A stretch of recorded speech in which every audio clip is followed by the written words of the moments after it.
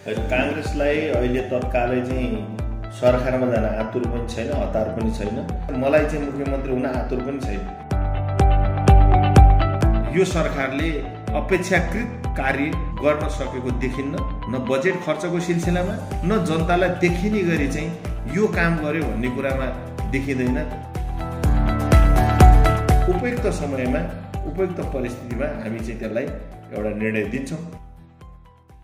स्वागत छ यहाँलाई रेडियो मकवानपुरको कुराकानीमा। धन्यवाद। प्रधानमन्त्री केपी शर्मा ओलीले संसद विघटनको निर्णय गरेसँगै नेपाली कांग्रेस आन्दोलनमा छ। तर यो पछिल्लो समय आन्दोलनको कार्यक्रम हेर्दै गर्दाखेरि चाहिँ आन्दोलन केवल आन्दोलनकै निम्ति गर्नकै निम्ति देखावटी जस्तो देखिँदै गएको छ नि। अब यो आन्दोलन देखावटी र गर्नकै लागि गरे होइन। यो हामी लोकतन्त्रमा विश्वास गर्ने, हामी संख्यामा र हुलजुलुस गर्ने होइन कि पद्धतिलाई कमजोर बनाइयो। संविधानले परिकल्पना गरेको भावना र मर्म विपरीत संसद जुन ढङ्गले संसद विघटन भयो यो गलत भयो। यो चाहिँ संविधानको भावना र मर्म विपरीत भयो। संविधानले परिकल्पनै नगरेको कुरा चाहिँ सोच्दै नसोचेको 5 वर्षसम्म यो विघटन नै हुँदैन भन्ने कुरा स्पष्ट भएको कुरामा विघटन भयो। त्यसकारणले यो चाहिँ अलोकतान्त्रिक कदम हो भनेर नेपाली कांग्रेसले स्पष्ट रूपमा भनेको अवस्था हो। र अहिले आन्दोलनको लागि आन्दोलन जुन तपाईँले भनिरहनु भएको छ, यो आन्दोलनको लागि आन्दोलन होइन कि यो लोकतन्त्रको रक्षाको लागि, पद्धतिको रक्षाको लागि हामीले चाहिँ एउटा विरोध गरेको, विरोधको आवाज हामीले चाहिँ सुनाउन खोजेको हो। हाम्रो शक्ति प्रदर्शन लोकतन्त्रमा आम निर्वाचनमा जनताको जगमा उठेर हाम्रो शक्ति प्रदर्शन हुन्छ। अहिले हामीले चाहिँ म्यासेज दिने हो, एउटा चाहिँ सुसूचित गर्ने हो र यो गलत भयो भन्ने कुराको चाहिँ के छ भने एउटा सञ्चार मार्फत पुगोस् र यो चाहिँ गलत भएको भन्ने कुरा सबैको कानले सुनोस् भन्ने उद्देश्यले यो गरिएको हो। शक्ति प्रदर्शन त अहिले गर्ने त दुईटा नेकपा भित्रको दुईटा गुटले चाहिँ गर्ने हो। को भन्दा को बल्यो भनेर देखाउने उहाँहरूको बेला छ। हाम्रो अहिले शक्ति प्रदर्शन गर्ने बेला छैन कांग्रेस। तर आन्दोलनका कार्यक्रम हेर्दाखेरि अलिक फितलो जस्तो देखिन्छ र एउटै खालका कार्यक्रमहरू मात्रै भइरहेको देखिन्छ नि। होइन, अब हाम्रो लगभग केन्द्रीय समिति नेपाली कांग्रेसले तय गरेको, केन्द्रीय कार्यालयले तय गरेको कार्यक्रम हो र यसलाई चाहिँ हामीले वडादेखि पालिकादेखि प्रदेश समितिदेखि प्रतिनिधि सभाको समितिदेखि लिएर जिल्ला नेपाली कांग्रेससम्म हुँदै हामीले चाहिँ यो एउटा अभियानलाई एउटा चाहिँ अन्त्य गरेर अब अदालतमा विचाराधीन रहेको एउटा संसद विघटनको एउटा मुद्दा छ। त्यो विचाराधीन रहेको मुद्दालाई पनि हामीले प्रभावमा दबावमा भन्दा पनि यसलाई चाहिँ कमसेकम चाँडो यसको निर्णय आओस्, निकास आओस्।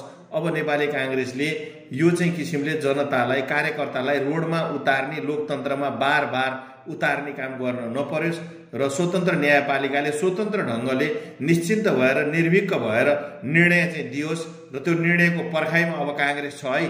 यो हाम्रो अन्तिम बिट मार्ने एउटा सन्देशमूलक आन्दोलन हो। अब हामी अदालतको पर्खाइमा छौँ। अदालतले संसद पुनर्स्थापना गर्ने या निर्वाचन दिने जे निर्णय दिन्छ त्यो निर्णयको हामी स्वतन्त्र न्यायपालिकाको हामी आत्मा साथ गर्दै सम्मान गर्दै हामी त्यो बाटोमा जान तयार छौँ। तर निर्णय चाहियो भन्ने हाम्रो अहिलेको अन्तिमको आजको आन्दोलनको आजको अन्तिम हाम्रो कुरा चाहिँ त्यही हो। तर यो पछिल्लो अवस्थामा कांग्रेसका नेताहरू पनि दुई खेमामा विभाजित जस्तो देखिन्छन्। एउटा पक्ष चाहिँ आन्दोलनमा जानुपर्छ, सशक्त आन्दोलन गर्नुपर्छ भन्नेको अवस्था छ र अर्को एउटा पक्षले चाहिँ अब चुनावको तयारी गर्नुपर्छ भन्नेको अवस्था छ।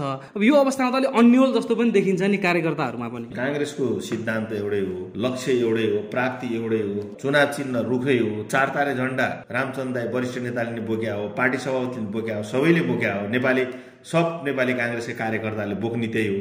तर भन्ने कुरा त विचार त मनमा आएको कुरा अब चाहिँ पार्टीभित्र अनेक किसिमको चाहिँ स्वभाव अनुसारको हुन्छ, नेतृत्वको पनि। त्यसकारणले आफ्नो अनुसार भन्ने कुरा भन्न पाइयो। पार्टीको निर्णय आन्दोलन गर्ने भनेको छ, निर्वाचन चाहिँ के अरे चाहिँ लाई हामी चाहिँ के अरे स्वीकार गर्छौँ भन्ने कुरालाई भनेकै छ। त्यो न्यायपालिकाको निर्णयलाई सम्मान गर्छौँ जे निर्णय आउँछ। तर यो अलोकतान्त्रिक चाहिँ भयो है भन्ने कुरा हामीले भनेकै छौँ। अब नेताहरूको विचार त अब एक ढङ्गले आफ्नो चाहिँ कुण्ड पानी मुण्ड विचार भन्छन्, विचार त आउँछ। तर नेपाली कांग्रेसको मूल विचारभन्दा विचलित भएर कसैले भोलि निर्णय आइसकेपछि तलमाथि गर्न मिलेन। जबसम्म अदालतको निर्णय आउँदैन तबसम्म आफ्नो कुरा दर्ज गर्ने, आफ्नो कुरालाई प्रभावमा पार्ने, आफ्नो कुरामा जनमत तयार गर्ने, पार्टीभित्रको नेतृत्वको आफ्नो व्यक्तित्व स्थापित गर्ने यो घटनाक्रमले चाहिँ कसले कति चाहिँ बोल्यो, कसले ठिक बोल्यो, कसले बेठिक बोल्यो, मिडियाले चर्चा गर्ने, बजारमा चिया पसलमा चर्चा गर्ने, यस्तै कुरा हो। त्यस कारणले यसलाई अन्यथा मैले ल्याएको छैन। यो संसद विघटनसम्मको अवस्था आउनुको पछाडि चाहिँ यहाँले कारण के देख्नुहुन्छ? अब के होला? यो संसद विघटनको मूल कारण भनेको त चाहिँ कम्युनिस्ट भनेको कम्युनिस्टलाई अब चाहिँ जनताको, गरिबको, सर्वहाराको, दुखीको पार्टी नभएर यो पार्टी चाहिँ के छ भने कमाउनिस्ट भयो। कमाउनिस्ट भएको कारणले कमाउन लागेको धन्दामा लागिसकेपछि अब धन्दामा चाहिँ उद्योग धन्दा गर्नुहुन्थ्यो, व्यापार गरे हुन्थ्यो, निर्माण व्यवसाय गरे हुन्थ्यो, राजनीति गरेर समाजसेवा गर्छु भन्ने, जनताको सेवा गर्छु, जनता र देशलाई एउटा चाहिँ दिशा दिएर मुलुकलाई समृद्ध बनाउँछु भन्ने एउटा चाहिँ पार्टी, कम्युनिस्ट पार्टी चाहिँ कमाउनिस्टतिर चाहिँ बढी लक्षित भएर गयो र कमाउने धन्दामा मैले भन्दा उसले बढी कमाउने हो, मेरो अवधि मैले पाउनु पर्ने, मलाई छोडेन, यो चाँडै छोडेन। त्यस कारणले एक अर्काको शक्तिको चाहिँ एउटा चाहिँ के छ भने यो सन्तुलन, पार्टीभित्रको आन्तरिक शक्ति सन्तुलनको व्यवस्थापन हुन नसकेको हुनाले आन्तरिक पार्टी विद्रोहको उपज हो यो अहिलेको यो परिस्थिति। त्यस कारणले यो परिस्थितिले अहिले कम्युनिस्टहरूभित्र समग्र नेपाली जनतामा, गरिबमा, दीन दुखीमा र चाहिँ एउटा चाहिँ फाटेको लुगा लगाएर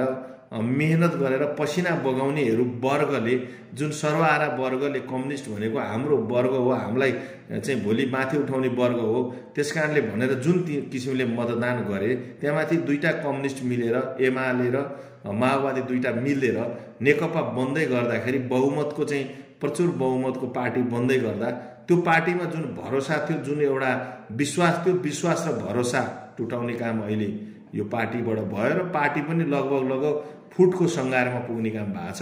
जनताको मन र जनताको मतको चाहिँ अहिले अपमान गरेको अवस्था छ। त्यस कारणले यो अवस्थामा नेपाली काङ्ग्रेसले आफूले सम्हालेर अगाडि बढ्ने हो। त्यस कारणले चाहिँ हामी कसैको पार्टी फुट्नलाई, कसैको पार्टीलाई कमजोर बनाएर हामी बलियो हुन्छौँ भने हामी हाम्रो सिद्धान्तमा निरन्तर अगाडि बढ्ने, आफ्नो लक्ष्यमा जाने, जनतालाई बोलेको कुरा पुरा गर्ने, जनतालाई धोका नदिने, यही प्रक्रियामा हामी अगाडि छौँ। यो मुलुकमा यस्तो समस्या आइपरेको अवस्थामा प्रमुख प्रतिपक्षी दलको पनि भूमिका प्रभावकारी भएन भन्ने खालका गुनासोहरू पनि आउँछन्। हाम्रो काङ्ग्रेसको भूमिका सधैँभरि प्रभावकारी छ। जनआन्दोलन 2046को चाहिँ मा पनि काङ्ग्रेसकै नेतृत्वमा मुलुकमा परिवर्तन भएर राजासहितको चाहिँ प्रजातन्त्र स्थापित भएको हो। 2007 सालमा पनि राजासहितको प्रजातन्त्र ल्याएकै हो। माओवादीको सशस्त्र द्वन्द्व र चाहिँ हिंसाको बाटोलाई अन्त्य गराएर शान्ति प्रक्रिया गरेर मुलुकलाई चाहिँ के छ भने संविधान दिएर राज संस्थाको राजा सक्रिय राजतन्त्रमा आउनु हुँदैन, एकताको प्रतीक बन्नुपर्छ भन्दा राजा एकताको प्रतीक हुन नसकेपछि मुलुकमा राज संस्थाको समाप्तिको नेतृत्व गिरिजाप्रसाद कोइरालाले काङ्ग्रेसले नै गरे हो। संविधानको नेतृत्व नेपाली काङ्ग्रेसले नै गरे हो। अहिलेको चाहिँ के छ भने चुनाव, यो गणतन्त्रको चुनाव पनि काङ्ग्रेसले नै गरे। त्यसै काङ्ग्रेस अल्मलिँदैन, काङ्ग्रेस चाहिँ काहीँ चाहिँ चुक्दैन, जनतासँग बरु बार बार झुक्छ, जनतालाई समृद्ध बनाउन बार बार जनताको लागि माओवादीसँग पनि चाहिँ के छ भने शान्ति प्रक्रिया गर्यो। त्यसकारण काङ्ग्रेस जनताको लागि जतिपटक पनि त्याग र बलिदानी र झुक्नको लागि तयार छ। तर चाहिँ के छैन, अरू कोहीसँग काङ्ग्रेस झुक्दैन, कुनै कम्युनिस्टसँग झुक्दैन, कुनै राजा महाराजासँग झुक्दैन, कुनै विदेशीसँग झुक्दैन, कूटनीतिक सम्बन्ध राख्छ तर नेपाल र नेपालीको सान उच्च राखेर अगाडि बढ्छ। त्यसकारण काङ्ग्रेस अल्मल्यानी छैन, हरा पनि छैन, काहीँ ओझेलमा परे पनि छैन। आफ्नो भूमिका, आफ्नो अस्तित्व समय आएपछि, समयले कर्म गरेपछि देखाउँछ भनेर हिँड्ने पार्टी हो। अब संसद विघटनसँगै यसको प्रत्यक्ष असर चाहिँ प्रदेश, त्यसै गरी स्थानीय तहहरूमा समेत पनि परेको छ।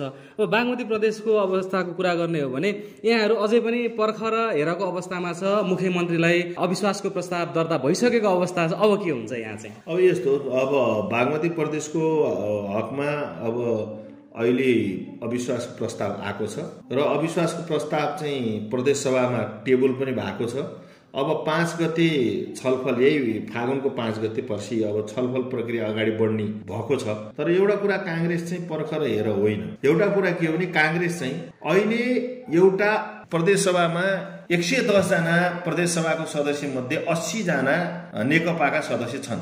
80 जनामा 45 जनाले हाम्रो यो चाहिँ के रे चाहिँ दलभित्रको नेतालाई र यो अहिलेको मुख्यमन्त्रीलाई अविश्वास छ भनेर प्रदेश सभामा अविश्वास राखेको अवस्था छ। अनि त्यो दलको दलीय व्यवस्था अनुसार दलभित्र अविश्वास राख्नुपर्ने सिधै संसदमा प्रवेश गरेको छ। यो दलीय एउटा आचरणको पनि एउटा अलिकति एक स्टेप अगाडि आयो। त्यसकारणले यो अवस्थामा त्यो पार्टी, त्यो नेकपा अहिलेको जो नेकपा पार्टी छ, नेकपा पार्टी अहिले दुईटा भएको छैन। एउटा पार्टीभित्र अविश्वास आएको छ। पहिचान अविश्वास राख्नेको के हो क्लियर छैन। सरकारमा बस्ने नेकपाको मुख्यमन्त्री हो, त्यो प्रदेश सभाले पनि मुख्यमन्त्रीलाई नै नेकपाको चाहिँ के अरे संसदीय दलको नेता भनेर चिन्छ। प्रदेश प्रमुखले पनि त्यही भनेर चिन्छ। अहिलेसम्म हामीले पनि त्यही भनेर चिन्छौँ। तर अब जबसम्म यो चाहिँ एउटा अब अहिले उहाँ आन्तरिक रूपमा हेर्दा प्रदेश सभामा अल्पमतमा पर्नुभयो भन्ने हामीले देख्छौँ। तर चाहिँ के छ भने स्पष्ट रूपमा हेर्दा एउटै पार्टीभित्र संसदीय दलमा कुरा नटुङ्गेर प्रदेश सभामा विषय आएर प्रदेश संसदीय दलको विषय हुनुपर्नेमा प्रदेश संसदमा चाहिँ विषय आयो। यो परिस्थितिमा चाहिँ उहाँहरूको आन्तरिक पार्टीको बहुमत हुँदाहुँदै नेपाली काङ्ग्रेसले यहाँ के गर्न पर्ने? काङ्ग्रेस चाहिँ कुनै पार्टीको पनि अहिलेसम्म पछि लुरु सुरु हिँडेको पार्टी होइन। 46 सालको नेतृत्व 6 वाम घटकको नेपाली काङ्ग्रेसले गरेको, 62-63 को आन्दोलन सशस्त्र द्वन्द्व गरेको माओवादीलाई शुद्ध लिएर नेतृत्व गरेर आएको पार्टी, संविधानको नेतृत्व गरेको पार्टी। त्यसकारणले मुलुकलाई हरेक कुराको नेतृत्व गरेको पार्टी कुनै एउटा पार्टीको एउटा मुख्यमन्त्री छ, अर्को मुख्यमन्त्री सहितको नाम लिस्ट गरेर प्रदेशको नियावली र संविधान बमोजिम मुख्यमन्त्री अष्टलक्ष्मी साक्यलाई सहितको हस्ताक्षर गरेर गएको छ। अनि काङ्ग्रेस चाहिँ के भनेर कसलाई चाहिँ अविश्वासको पक्षमा लाग्ने या कसलाई चाहिँ के अरे अविश्वासको मत पुर्याइदिने अनि अर्कोलाई चाहिँ के अरे फेरि मुख्यमन्त्री कायम गरिदिने, यो बाटोमा काङ्ग्रेस अहिले स्पष्ट रूपमा यो दुईटा समूहको स्पष्ट निर्वाचन आयोगको निर्णय र अदालतको निर्णय नआइकन यो दुईटा समूहको स्पष्ट पहिचान बन्दैन। जबसम्म पहिचान बन्दैन र त्यसपछि हाम्रो पनि आन्तरिक गृह कार्य हामी पनि अलिकति बाँकी नै छौँ। हाम्रो आन्तरिक गृह कार्य पनि पूर्ण हुँदैन र चाहिँ प्रदेश सभाबाट यो अहिले छलफलको प्रक्रिया अगाडि बढ्छ 5 गतेदेखि।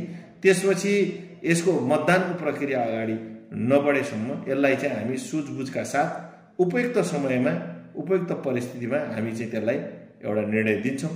तर अहिले हामी के गर्छौँ, कसो गर्छौँ, चाहिँ कसलाई कुन पक्षलाई गर्छौँ भन्ने होइन।